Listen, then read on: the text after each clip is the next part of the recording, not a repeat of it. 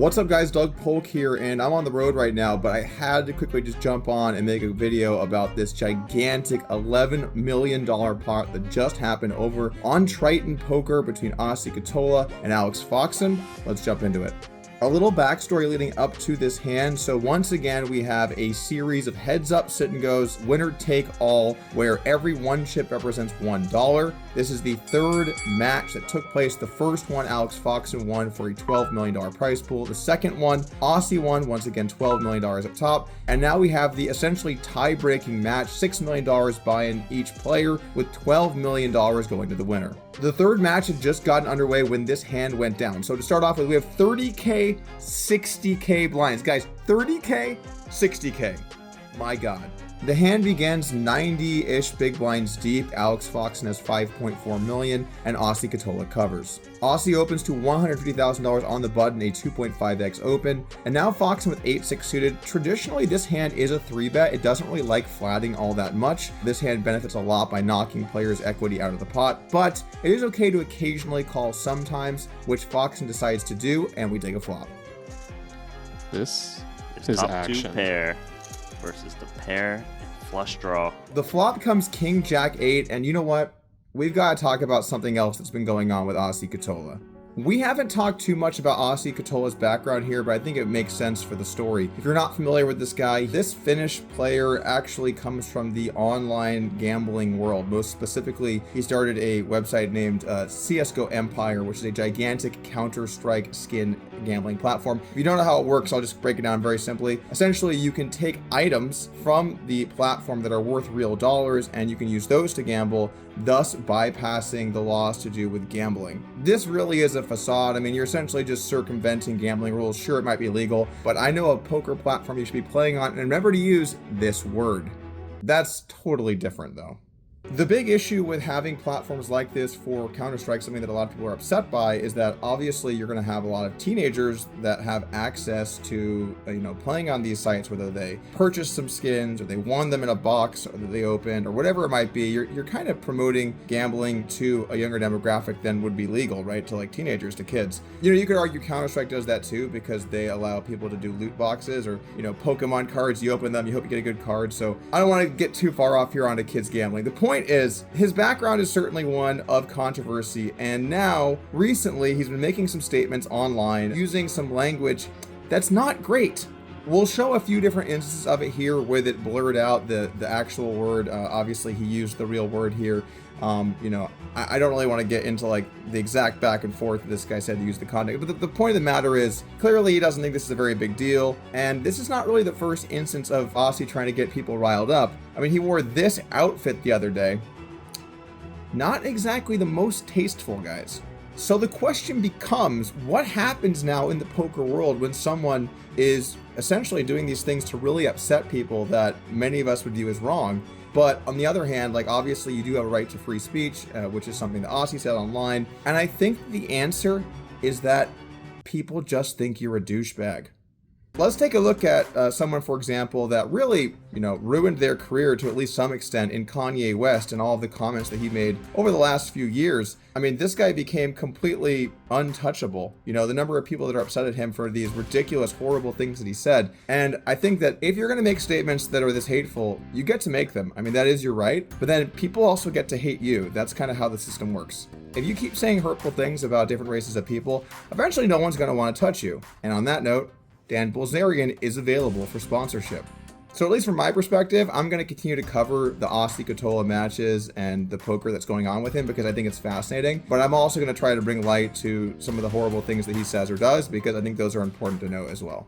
Back to the hand, we see a King Jack 8 flop go check, check, and the turn is an ace completing the flush. So now Alex Foxen has improved to a flush to beat Aussie Katola's 2 pair. This is pretty much the worst card in the deck here for Aussie. Maybe an 8 would be worse. But basically, there are now a ton of hands that haven't beat. Flushes, straights, maybe ace 8, for example, or ace jack if it's slow played pre-flop. So there are a variety of hands that haven't beat, and he has to be a lot more careful now with how he proceeds. Now, this flop check, you could argue to bet. You should mainly bet, but it does make sense to occasionally check back. When you have a flop like King Jack 8, you should mainly use a very large size when you do bet. As you use bigger sizes, you see hands like top 2 trap more often. So in some ways, this is actually a very intelligent check back by Aussie Katola.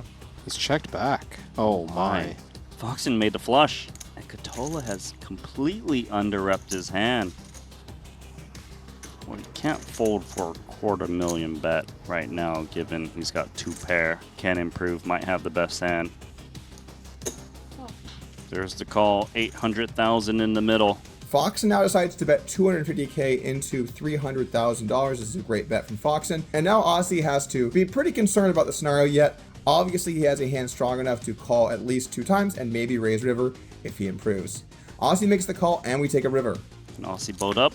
He can! It's a full house versus the flush. And he checked back the flop, so it's so disguised. I think Foxen might overbet the river. And he's going to get raised.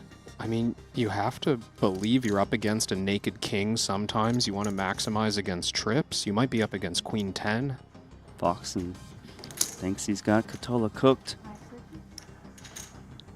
Bet 550. 550, not an overbet. Very chunky nonetheless. And Aussie with a clear raise. Near nuts. What's the price, Aussie? All in. All in is the play. Oh my god, I can't believe it. The river comes another king, which is a disaster for Foxen. We now have a full house for Aussie and a flush for Foxen. Now, this card is actually not that scary. It might look scary because you can see a full house, but the reason is that when Katola checks back the flop, he's unlikely to have many hands that can hit a boat. Like, for example, if he had pocket 8s, pocket jacks, pocket kings, king jack, king 8. These hands will mainly bet the flop. So there really aren't that many hands that improve to full houses that trap the flop. Also, if you had a hand like ace king, that's, very high frequency going to bet the flop. So realistically, for him to have a boat, he has to have trapped the flop, or maybe had a hand like pocket aces that checked back. There's just not that many hands that actually have Foxen beat. And if Katola raises the river, he's mainly saying he has a boat and not a flush. Foxen bets 550K on the river, and now over to Katola. The question is, what price do you want to go for here? And he decides to go for all of it with an all-in raise on the river. I love this play. When you raise this river, you're upping a very, very, very strong hand. And let's just I want to just take you inside the mind of a heads-up player for a moment, just so you guys can understand what's going on. So if I'm Foxen and I'm facing this all-in, I want you to understand why he might want to call here. When he calls pre-flop, so in this hand, it will open and then Foxen calls pre. He doesn't have ace king, right? Because he would theory that. He doesn't have aces. He doesn't have king jack suited. So he doesn't have many of those full houses. And then if he did have a full house, a hand like king jack, like king 8, oftentimes those hands will like to check the river or bet smaller because you block so many of the good hands. So it is possible for Foxen to particularly have king jack or king 8. He can't have any of the other high pairs. You have almost no full houses in this spot in the big blind, and that's why it makes this spot very tricky, because I see people berating this call like, oh, this is a terrible call here. Your opponent has a full house. But you have to think about, what full houses does Foxen have? Like, if I'm Katola and I have, let's say, queen 5 of diamonds, or even maybe 10-9 of diamonds, I can jam for value knowing my opponent can't have those really good hands. So if we're in Foxen's shoes, what hands do we want to call the all-in with? Well, if our best hands are really flushes or maybe straights and the occasional boat, we're going to have to sometimes call with a flush. So what kind of flush would you want to have here? And the answer of that would be the queen high flush or a flush that blocks boats. And here we can see that he has an 8 in his hand. That makes it so now it's even less likely that Katola has a boat. He can't have king 8, 8 of diamonds. He can't have 8, 8 nearly as often. So when we're trying to think about all of the hands that we have to call, you do need to sometimes put some flushes in here, or Foxen would almost always just fold the river. You do have to call versus aggressive people. This hand is, in my opinion, a pretty smart hand to call with. It is a very big bet, but once again, we do not have many full houses, and that's why Foxen feels like he has to make this call. Call. He calls the biggest pot, $11 million. Foxen loses. GG. GG. Foxen down $6 million.